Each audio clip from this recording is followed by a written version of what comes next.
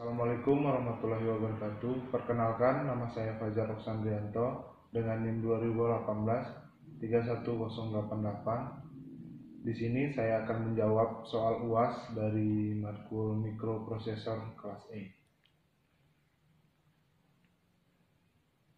Soal teori. Yang pertama, apa yang membedakan antara non-programmable dan programmable system berdasarkan pola aliran data I/O? Jawaban: perkembangan mikroelektronika telah mendukung perkembangan I/O. Ada dua jenis port I/O, yaitu non-programmable dan programmable. Perbedaannya adalah untuk programmable kita tidak perlu mengubah kabel dan perangkat kerasnya untuk mengubah fungsinya, cukup dengan perangkat lunak. Dan untuk non-programmable kita harus merubah kabel dan perangkat keras untuk merubah fungsinya karena tidak dapat diprogram dengan perangkat lunak. Soal teori yang kedua, jelaskan komponen mikroprosesor kelompok bus data Z80PIO atau Programmable Input Output. Jawaban: kelompok bus data di 0 sampai di 7 adalah bus data 8 bit 2 arah digunakan sebagai aliran data dan kata perintah.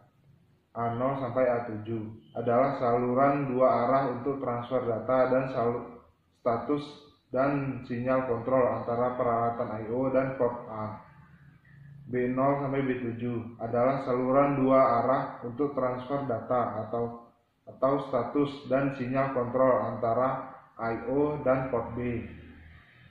Soal teori yang ketiga, Peripheral Programmable dan Interface atau PPI 8255 dikenal dengan mode operasi PPI 8255, mode 0, mode 1, dan mode 2. Jelaskan apa yang dimaksud dengan mode-mode tersebut.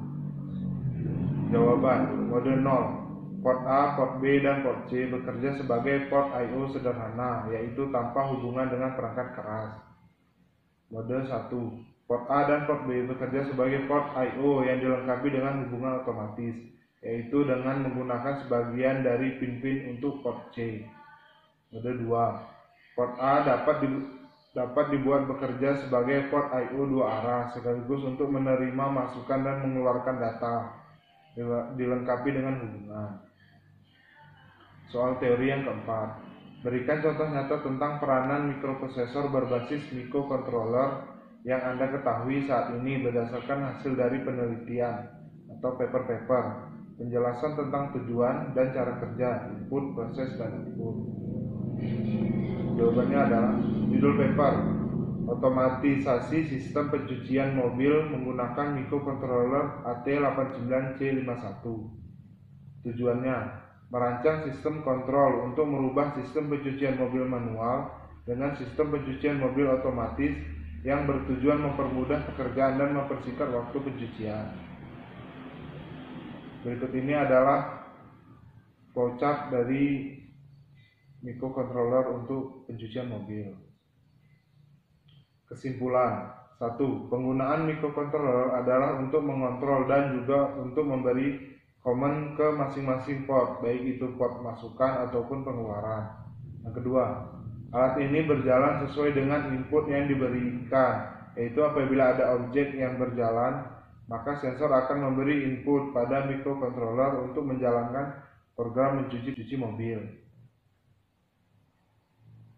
Selanjutnya adalah soal praktikum. Yang pertama, sebutkan IC yang termasuk blok CPU, blok memori, dan blok I/O pada sistem minimum dan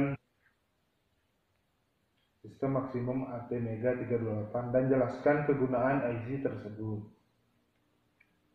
IC blok memori. ATmega memiliki memori 32 KB dengan 0,5 KB digunakan sebagai bootloader, memori 2 KB SRAM dan 1 KB EEPROM yang dapat baca tulis dengan library EEPROM. IC block I/O. Masing-masing dari 14 pin UNO dapat digunakan sebagai input dan output menggunakan perintah fungsi pin mode, digital writer, dan digital read yang menggunakan tegangan 5 volt. Tiap pin dapat menerima arus maksimal hingga 40 mA dan resistor internal pull up antara 20 sampai 50 ohm. Central Processing Unit atau CPU, bagian dari microcontroller untuk menjalankan setiap instruksi dari program. Soal praktikum yang kedua, sebutkan IC utama Arduino dan sebutkan pula kaki atau pin-pinnya. Power USB atau barrel jack. Board pada Arduino memiliki dua port power, yang satu bisa USB kabel. Bentuk USB ini sama dengan USB yang digunakan pada printer, dan barrel jack, bentuknya seperti kabel power supply pada umumnya. Pin 5V, 3,3V, GND, analog, digital, PWM, dan ARIR. Pin pada Arduino adalah tempat di mana kita akan menghubungkan kabel untuk membuat suatu rangkaian atau menghubungkan satu titik dengan titik lainnya pada breadboard dengan sejumlah kabel penghubung. Tombol reset digunakan untuk merestart kode yang telah disimpan oleh Arduino, bermanfaat untuk menguji ulang kode jika kode tersebut ditulis tanpa pengulangan atau repeat. LED indikator daya. LED ini harus menyala setiap dihubungkan dengan board Arduino dengan power. Jika LED ini tidak menyala, kemungkinan board bermasalah dan terjadi kesalahan. TX, RX, LED. LED sebagai indikator TX dan RX. Ini akan berkedip-redup atau terang dengan jeda yang tak tentu untuk memberitahu bahwa telah terjadi komunikasi serial. Kedipan LED ini sebagai indikasi visual yang merupakan tanda baik bahwa telah terjadi pengiriman dan penerimaan data pada papan Arduino, misalnya ketika mengupload kode baru ke dalam board. IC utama. IC ini adalah otak dari Arduino. IC utama Arduino berbeda-beda sesuai dengan jenis boardnya. Regulator tegangan untuk membalikkan atau membuang tegangan berlebih yang bisa membahayakan rangkaian. Tapi tentu saja ada batasnya. Pastikan bahwa tegangan yang masuk ke dalam papan tidak lebih dari 20 volt. Arduino memiliki 14 pin I/O, di mana 6 pin digunakan sebagai output PWM, 6 pin input analog, 16 MHz resonator keramik, koneksi USB, jack 1 daya eksternal, header IC SP, dan tombol reset. Ini semua berisi hal-hal yang diperlukan untuk mendukung microcontroller. Soal praktikum yang ketiga, jelaskan secara singkat prinsip kerja dari virtual breadboard.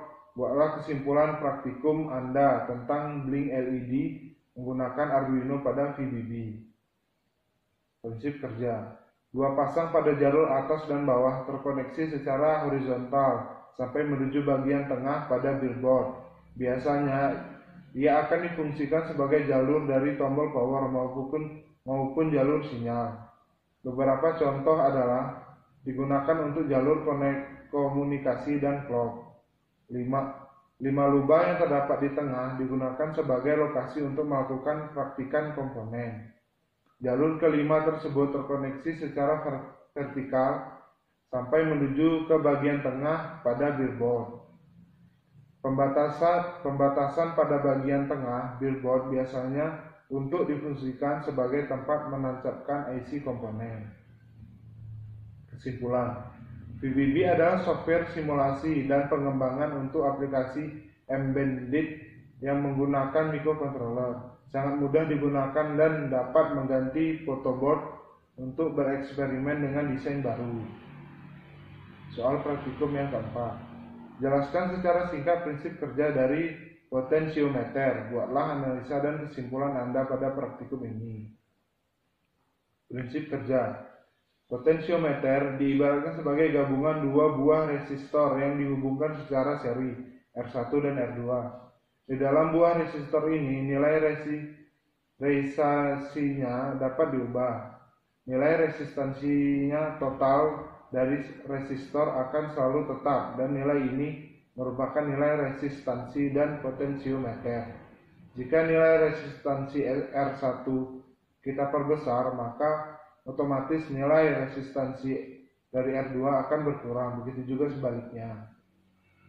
Kesimpulan, nilai potensiometer dapat diubah sesuai dengan perputaran ataupun pergeseran yang dihasilkan. Soal praktikum yang kelima. Jelaskan secara singkat prinsip kerja 7 segment. Buatlah analisa dan kesimpulan Anda tentang praktikum ini. Prinsip kerja. Prinsip kerja dari 7 segmen ini adalah inputan bilangan biner pada switch dikonversi masuk ke dalam decoder. Baru decoder mengkonversi bilangan biner tersebut ke dalam bilangan desimal. Yang mana bilangan desimal ini akan ditampilkan pada layar 7 segmen. Fungsinya dari decoder sendiri adalah sebagai pengkonversi bilangan biner ke dalam bilangan desimal. Kesimpulan, 7 segmen adalah penampil dengan susunan 7 digit yang dapat menampilkan angka dari 0 sampai 7. 7 segmen disusun untuk menampilkan jam, menit, detik. 7 segmen mendapat input dari BCD fan, decoder atau demultiplexer.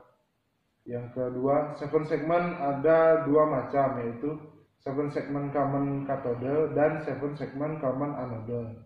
Yang ketiga, rangkaian jam digital merupakan suatu rangkaian digital yang sederhana dan memakai prinsip kerja dari pencacah naik yang daya kerjanya dengan cara asinkron, yaitu pencacah yang berada di paling ujung dipakai untuk menunjukkan bilangan 1 dari detik yang asalnya dari sumber detak. Kemudian pencacah berikutnya terpicu oleh pencacah sebelumnya. Terima kasih. Sekian dari saya untuk penjelasan UAS dari matkul mikroprosesor kelas E. Assalamualaikum warahmatullahi wabarakatuh.